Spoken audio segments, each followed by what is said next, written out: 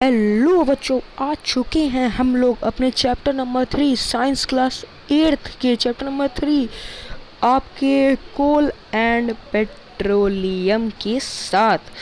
थोड़ा सा टाइम इसलिए लगा क्योंकि बहुत ही अच्छे नोट्स बनाए हैं। आप इसे पढ़ लेंगे, आपको पूरा चैप्टर क्लियर हो जाएगा। ऐसे नोट्स बनाए हैं ना, और जो किताब में लिखा वही नहीं, और अलग अलग जानकारियाँ भी देने की कोशिश करी हैं। बहुत अच्छा लेक्चर होगा, बहुत अच्छे नोट्स हैं, तो पूरा एंड तक बने रहिएगा।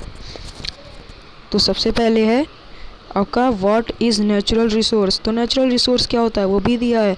Natural resource is something which comes from nature and people can't make the natural resource but they can collect it.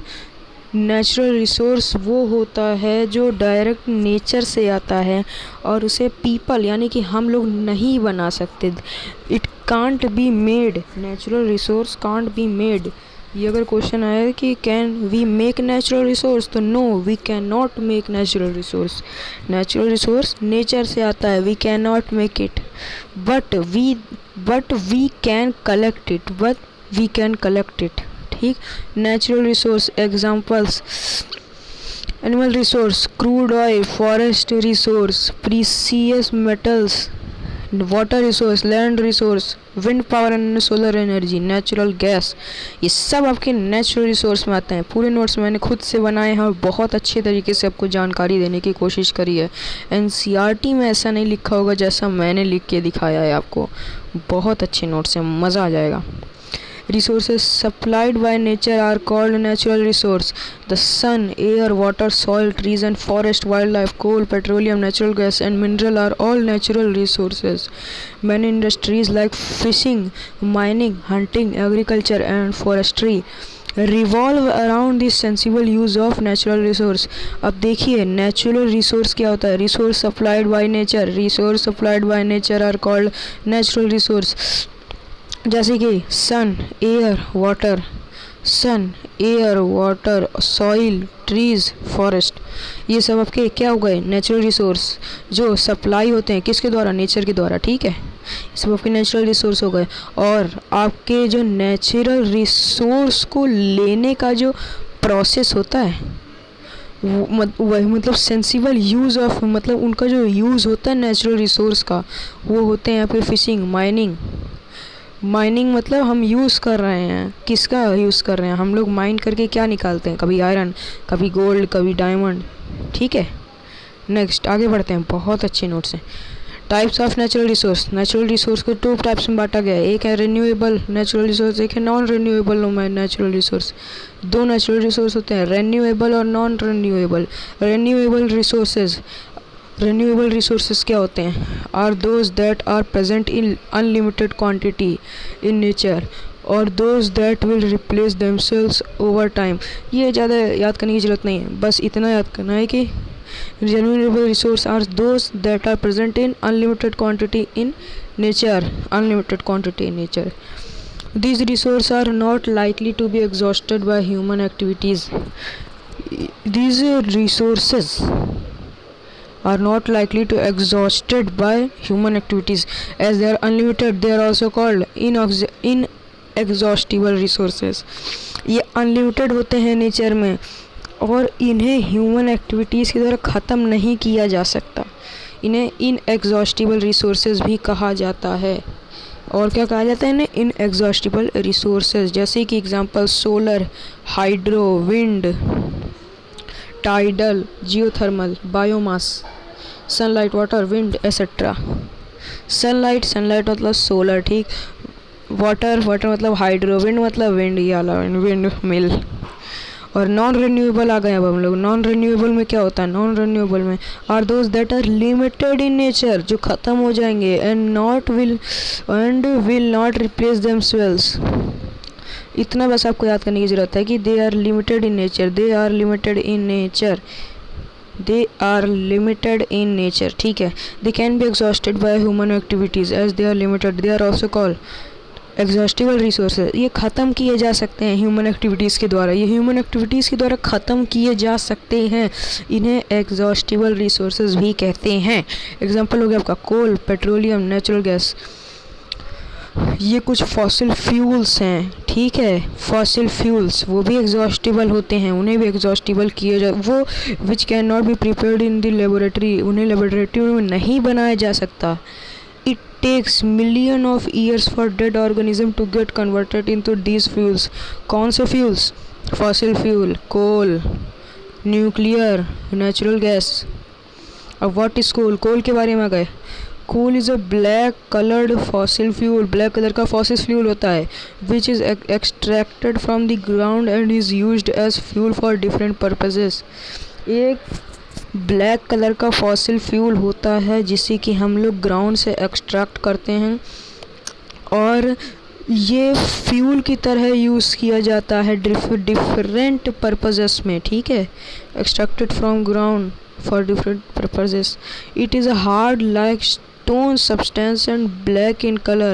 It has many uses since old times, like it used as a heat resource for cook, ठीक है, to produce steam to run the train and other engines, in thermal power plant to produce electricity.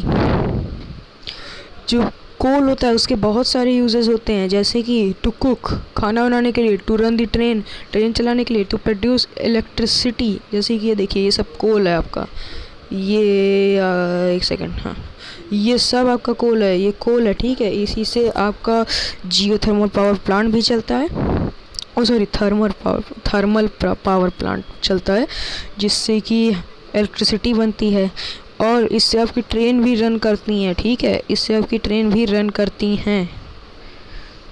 ये क्या है? कोल, coal, ठीक है। Next, during the carboniferous age, इसका मतलब क्या होता है? इसमें मतलब एक ऐसी, ये एक तरीके का एक समय है, एक तरीके का काल है, कहाँ पे? धरती पे। The earth has large amount of plant life and dense forest in swampy and low lying wetland area, ठीक है।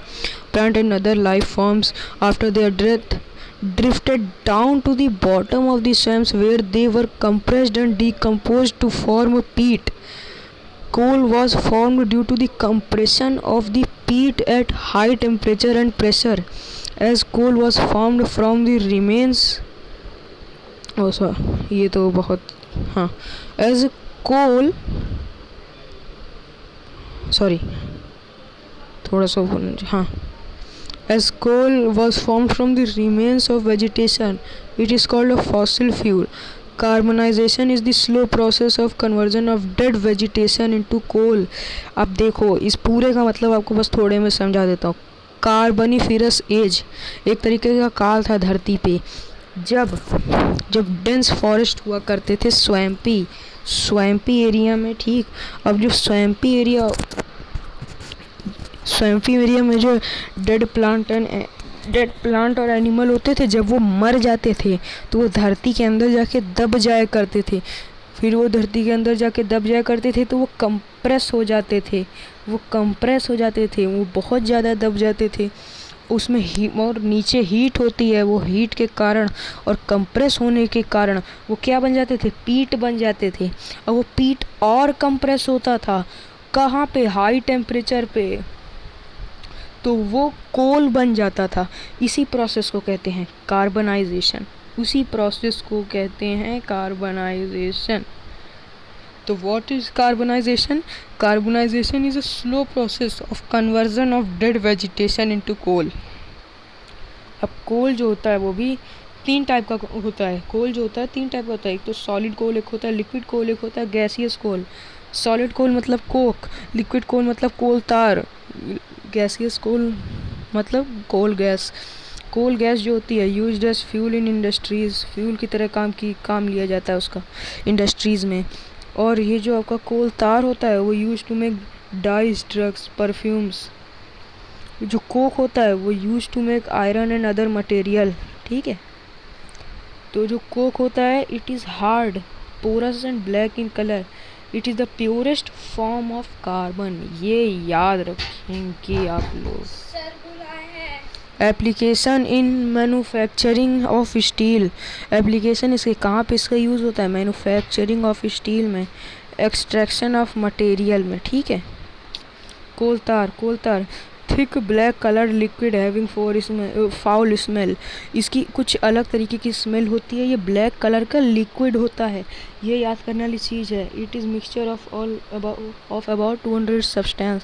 एप्लीकेशन बाय प्रोडक्ट, मतलब इसके जो बाय प्रोडक्ट हैं कोल तार के, वो यूज किए जाते हैं manufacturing of synthetic dies, drugs, explosives, perfumes. Interestingly naphthalene ball जो होती हैं वो भी कहाँ से बनती है? कोल तार के बाई प्रोडक्ट ही होती है नैप्थलीन बॉल।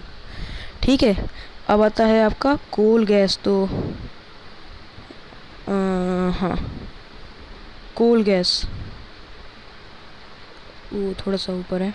हाँ, coal gas it is obtained when coal is processed to obtain the Coke.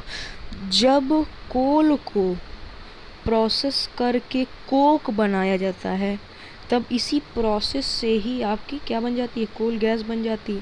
Coal gas was used for street lighting for the first time in London in 1810, in New York around 1820. Nowadays it is used as a source of heat rather than light. Coal gas एक source of heat है। Coal gas एक source of heat है। जैसे इसका काम क्या, मतलब इसको 1810 में इसको first time in London use किया गया था स्ट्रीट लाइटनिंग के लिए। ठीक है, इसके application mainly used as fuel in many industries. Bitumen a petroleum product is now used in place of coal tar. Bitumen एक तरीके का पेट्रोलियम प्रोडक्ट होता है, वो अब कोल तार की जगह यूज़ किया जाता है फॉर सरफेसिंग रोड। तो कोल तार का काम पहले क्या था? रोड को सरफेस करना। जैसे आप देखे होगे जब रोड बनती है तो उसमें ब्लैक कलर का एक मटेरियल होता है जिस पे हम लोग अपना पैर रखते हैं तो हमारा पैर चिपक जाता है, वही होता है कोल तार। कोल गैस इज़ ऑब्टेन्ड, अरे ये आपका, ये आपका थोड़ा सा ख़राब हो गया, ये नहीं है, ये कुछ नहीं है, इसको कुछ नहीं है ये। आगे बढ़ते हैं किधर? हाँ, ये कुछ नहीं है, इसको पढ़ने की कोई ज़रूरत नहीं है, ये गलती से आ गया है। नेक्स्ट आगे बढ़ते हैं। यूजेस ऑफ कोल के कुछ यूजेस भी होते हैं। Largest source of fuel use to generate electricity worldwide. इससे क्या होता है? इलेक्ट्रिसिटी जनरेट होती है। कहाँ पे? ऊपर बताया था थर्मल पावर प्लांट में। कहाँ पे? थर्मल पावर प्लांट में यूज़ किया जाता है। Coal is used in manufacturing industries for heat and power application.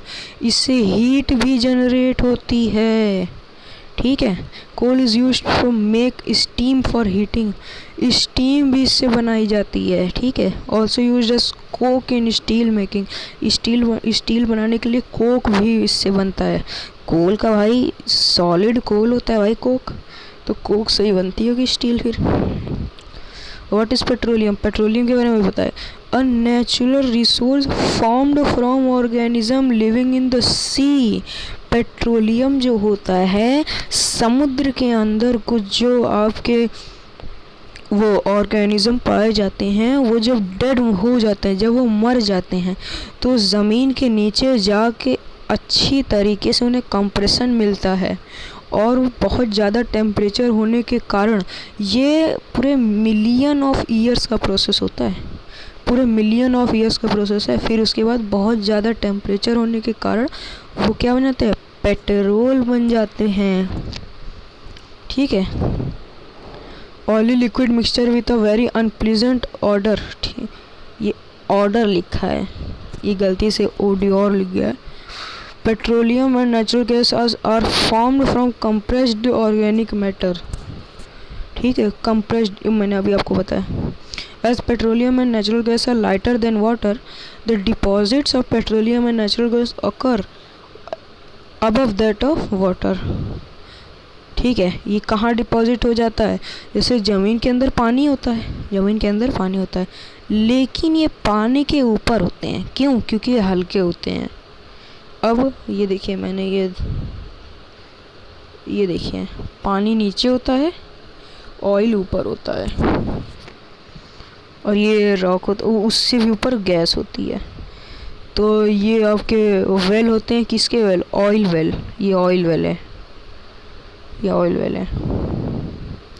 The first oil well in the world was drilled in Pennsylvania, USA. ठीक है। Oil in India is found in Assam, Gujarat, Mumbai. ठीक है। And in the river basin of Godavari, river basin of Godavari and Krishna. ठीक है। कहाँ कहाँ पाया जाता है भारत में? सबसे पहले जो पाया गया था वो कहाँ पाया गया था? पेनिसलेविया में, यूएसए में। ठीक है। और इंडिया में कहाँ कहाँ पाया जाता है? असम में, गुजरात में, मुंबई में। ये हाई कुछ नहीं। ठीक है। और river basin of Godavari and Krishna. ठीक है। Petroleum is a mixture of various constituent like petroleum gas, petrol, diesel, lubricating oil, paraffin, wax, etc. बहुत सारी चीज़ों का ये क्या है? मिक्सचर है। जैसे कि petrol, diesel, lubricating oil, paraffin, wax. The process of separating its many constituents is called refining. It is refined in a petroleum refinery. कहाँ पे से रिफाइंड किया जाता है? पेट्रोलियम रिफाइनरी में। ये रही petroleum refinery. The crude oil mixture is fractioned into different components by fractional distillation.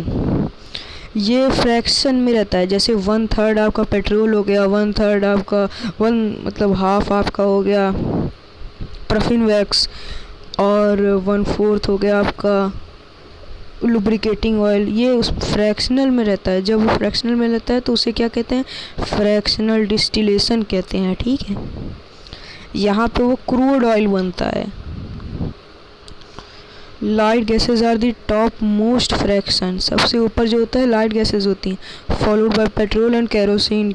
उसके नीचे पेट्रोल, उसके नीचे कैरोसिन। ठीक है। Diesel is the heaviest. Diesel जो होता है सबसे हैवीएस्ट होता है। The other heaviest fraction are not useful that are usually use to make asphalt to surface road. और जो बाकी के होते हैं वो उतने यूज़फुल नहीं होते, इसलिए उन्हें कहाँ यूज़ किया जाता है? सरफेसिंग रोड पे। ठीक है। Constituent of petroleum and there use. अब जो पेट्रोलियम होता है उसमें और क्या क्या पाया जाता है वो भी देखिए लिखा है। हैवी गैस ऑयल, देखिए सबसे ऊपर गैस, उसके नीचे नेफ्था, उसके नीचे गैसोलीन, उसके नीचे कैरोसिन, उसके नीचे गैस ऑयल और डीजल, उसके नीचे लुब्रिकेटिंग ऑयल, उसके नीचे हैवी गैस ऑयल, उसके नीचे रेसिडुअल। ये ऑयल रिफाइनरी ऐसे काम करती है। ठीक है। कॉन्स्टिट्यूएंट हैं ये किसके के? पेट्रोलियम के। एलपीजी और petroleum gas is used as fuel for home and industry. सबको पता है एलपीजी लिक्विफाइड पेट्रोलियम गैस, और पेट्रोलियम गैस फ्यूल की तरह काम में ली जाती है। कहाँ पे? घरों में और इंडस्ट्री में।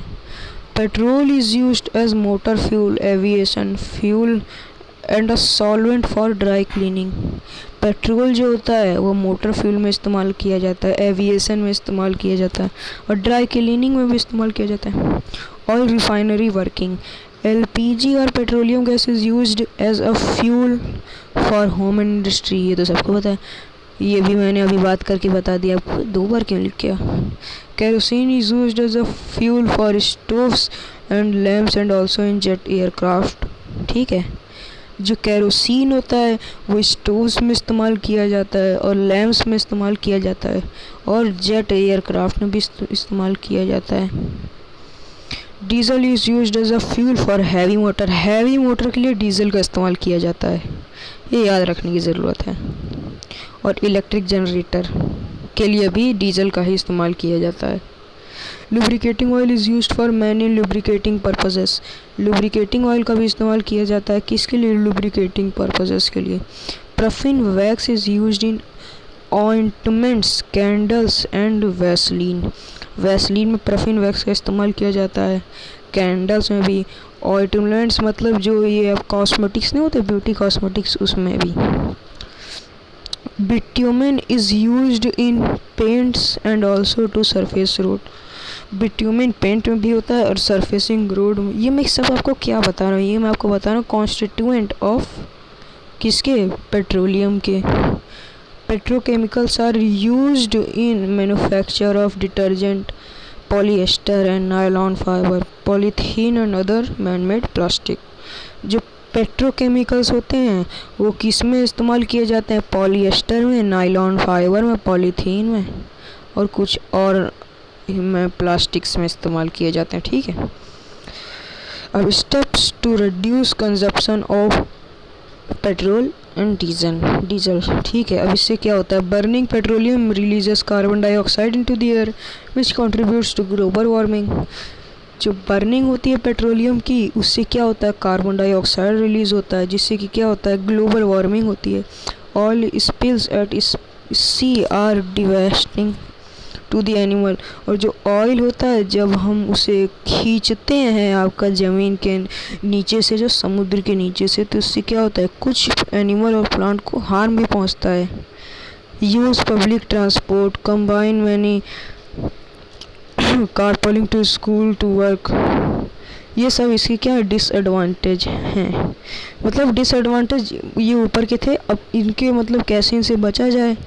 यूज़ पब्लिक ट्रांसपोर्ट, एक बस से ही अगर 100 लोग जाएंगे तो इससे, जैसे एक कार से एक आदमी जा रहा है, ठीक, तो अगर वही एक आदमी, जैसे 100 आदमी 100 कार से जा रहे हैं तो हर एक कार में अलग अलग पेट्रोल पड़ेगा। लेकिन वही 100 आदमी अगर एक बस से जाएंगे तो पेट्रोल की तो बचत होगी। पेट्रोल की बचत होगी तो क्या होगा, आपका कार्बन डाइऑक्साइड नहीं जाएगी। कार्बन डाइऑक्साइड नहीं जाएगी तो क्या होगा, ग्लोबल वार्मिंग नहीं होगी। ठीक है, car pooling to school and work, मतलब स्कूल एंड वर्क जाने के लिए अगर हम कार का थोड़ा कम इस्तेमाल करें तो ज़्यादा सही है। अब एक क्वेश्चन है, what is the main constituent of natural gas. ये आपको बताना है कि सबसे मेन कॉन्स्टिट्यूएंट क्या होता है नेचुरल गैस का। नेचुरल गैस का मेन कॉन्स्टिट्यूएंट, ऑप्शन ए है इथेन, ऑप्शन बी है बुटेन, ऑप्शन सी है प्रोपेन, ऑप्शन डी है मीथेन। क्या होगा बताइए।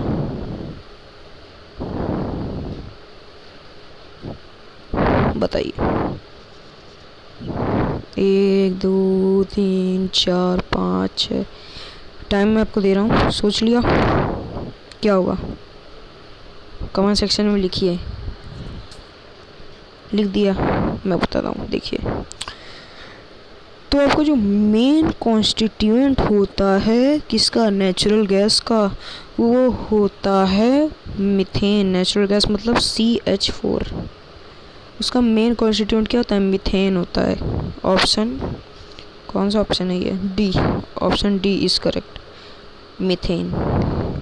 Natural gas is another fossil fuel like coal and petroleum. Natural gas जो होता है दूसरा फॉसिल फ्यूल होता है, जैसे कि coal and petroleum. Non renewable fuel होता है। Natural gas is use for waste treatment के लिए भी इस्तेमाल किया जाता है। ठीक है, और gases like butane, ethane and propane may be extracted from it and used as free stock for products such as fertilizer and pharmaceutical product। और जो बुटेन, इथेन और प्रोपेन होती है वो एक्सट्रैक्ट की जाती है और इससे क्या बनते हैं, फर्टिलाइज़र, फार्माक्यूटिकल भी बनते हैं, इससे फर्टिलाइज़र भी बनते हैं। Natural gas is one of the most useful, clean and safe energy source. It is a colorless and odorless gas in its